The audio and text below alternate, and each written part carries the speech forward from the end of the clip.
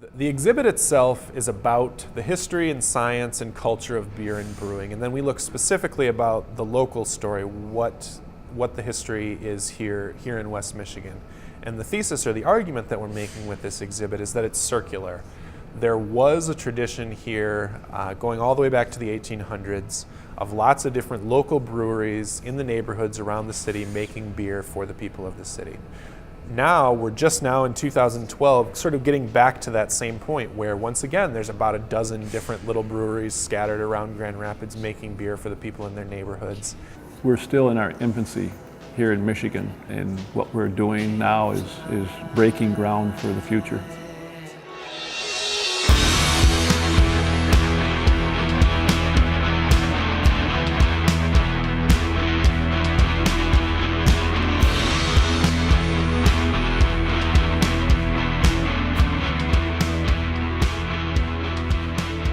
This exhibit pays appreciation to something that has maybe been stigmatic or underappreciated all those years, that now, I mean, we're encouraging people to have a beer on their lunch hour. Beer is kind of a community thing. Yeah, man.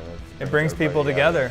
I love the history of beer. That's what really got me into this. It's got such a rich and interesting story behind beer and brewing, especially the local story here in Grand Rapids. There was kind of a golden age of beer and brewing that started maybe back around the time of the Civil War, when there was a dozen or so breweries here in Grand Rapids, most of them run by German immigrants. Having it more localized actually reminds me a little bit before Prohibition era, where, I mean, breweries and local breweries were a huge thing, and getting it from your local distributor was your only means. The days of, the 70s, before the Carter administration are the ones that had allowed home brewing to exist again, and at that point you had under 100 breweries in this country. Like, that's just ridiculous. Going all the way back to Prohibition, people really couldn't make their own beer at home unless they had a special, unless they were doing it for production, in a brewery. So home brewing became legal again, and people all over the country start brewing in their basements and in their garages,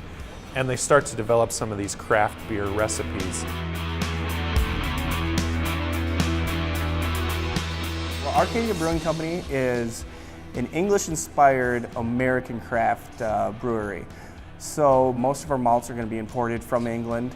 Everything that we do is based off of the Peter Austin brewing method, which Peter Austin in the 70s kind of revolutionized the craft industry in England. And we've adopted his philosophy and kind of brought that here to the States. I think people's flavor, their tastes are just growing more. They're getting sick of standard stuff and they want to go out and try other things. Breweries were at an all-time low during that time in the 70s and 80s. There are just a few breweries left in the country, basically all making the same kind of what we call an American adjunct lager, a Pilsner, sort of the light golden beer that you might think of a Budweiser, a Miller, or a Coors. I think there was, historically speaking, there was a much wider variety of beers, and people wanted to get back to that and try some of the things that historically had been available. The king is dead. Like, there's no doubt about that. You have what in this case, the Great American Beer is a Belgian conglomerate on the London Stock Exchange. We try and keep everything local, keep it in Michigan, trying to keep it all here, buying ingredients here, making it here, selling it here, bringing people here. Just it's all about Michigan. Now with this renaissance and all these new breweries opening up, such great beer being made, it's really lifted the Michigan brand for everyone. I agree, there is quite a renaissance at this time. It definitely is a rising tide. There's all these different brewers from all over the state, and there's really a cooperative spirit, and like a rising tide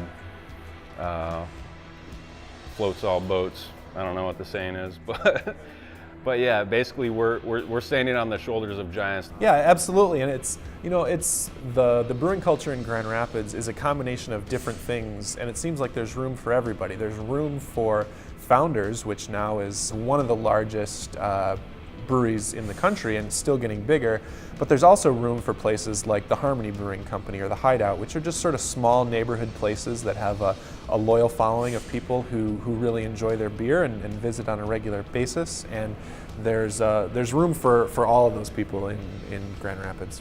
now in the past 10 years, I would say there's been a big uprising of local breweries who are putting much more time and dedication and love into their beers. It's this strange thing where beer is 4 simple ingredients. You know, there's the water, the barley, the hops, and the yeast. But there's so many different ways that you can combine them. Brewing it really becomes an art.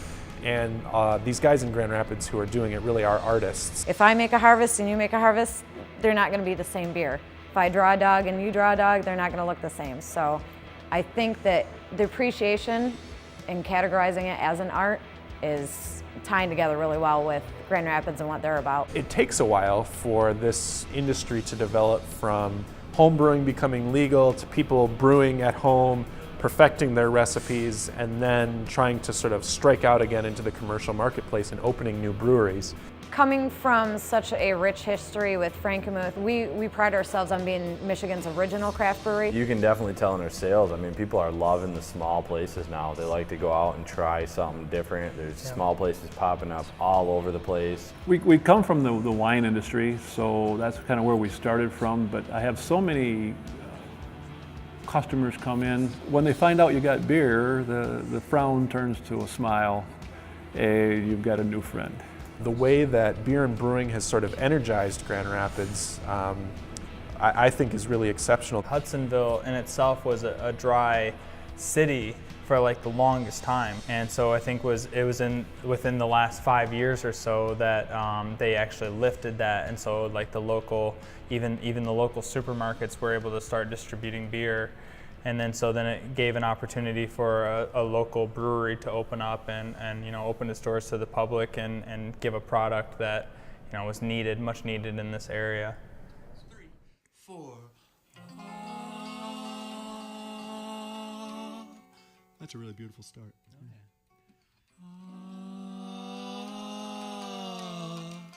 Fancy beer. 2, 3, 4. When I'm lonely, I drink a fancy beer. Fancy beer. Oh, when I want you only, I drink a fancy beer. If you look how much things have changed from 100 years ago to now, it's hard to even imagine what things will be like 100 years from now. You're going to look back and go, wow, there were not that many breweries, and you're just going to see more and more breweries and more great beer. And it was the start of a really good industry for the state of Michigan. They go on to talk about a lot of the things that we have to thank beer for. I would thank beer for the entertainment that it provides to society. For fun Friday nights, for enjoying with a great steak and a great meal. Throughout history, lots of different inventions and advancements and innovations that are tied to beer. So you could argue, the pyramids, the workers who built the pyramids in ancient Egypt were paid with a ration of beer. Social lubricant. Yeah, and that brings people together, and that's great for social capital, which is huge. It's not just the dollars that are coming in, it's the people and the ideas that are being shared, and that happens in the pub, and that's how America came to be. Pub that's why culture, America's dude. here. Thank you for accompanying me on a lot of journeys. Thank you for all your flavor. Thank you for, I don't know. No, beer's been a big influence on my life. It's what I do now. It supports me and my family, so it's huge. It's what I love, and I love to be able to tell my kids that I do what I love, and that I want them to do what they love. There's a lot to thank beer for. I drink a fancy beer.